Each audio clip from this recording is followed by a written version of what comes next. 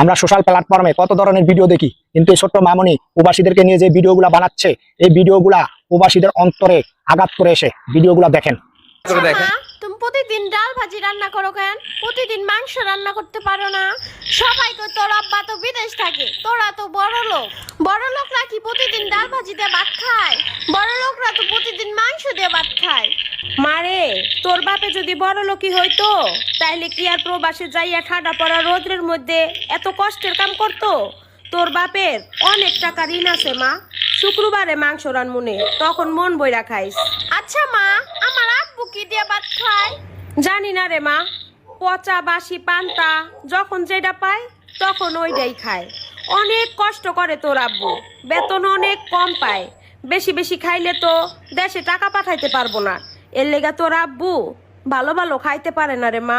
মা, তুমি আমারে মাফ করে দাও, আমি আর কোনোদিনও মাংস খাইতে চাবো না। আমার আব্বু প্রবাসে পচাবাসি খাবার খায়া বাচ্চা রইছে, আর আমি প্রতিদিন মাংস দিয়ে ভাত খাইতে চাই। আমি আমার আব্বুর কত খারাপ সন্তান না মা? না মা, তোমার একটু ভালো খাওয়ানোর লেগা আর তোমার একটু ভালো রাখানোর লেগে তো তোমার আব্বু প্রবাসে যাই এত কষ্ট করতেছে। কিন্তু তোমার আব্বুর তো ব্যর্থতা, সে অল্প টাকা বেতন পায়, ঋণের লেগা তোমার এত ভালো ভালো খাওয়াইতে পারে না।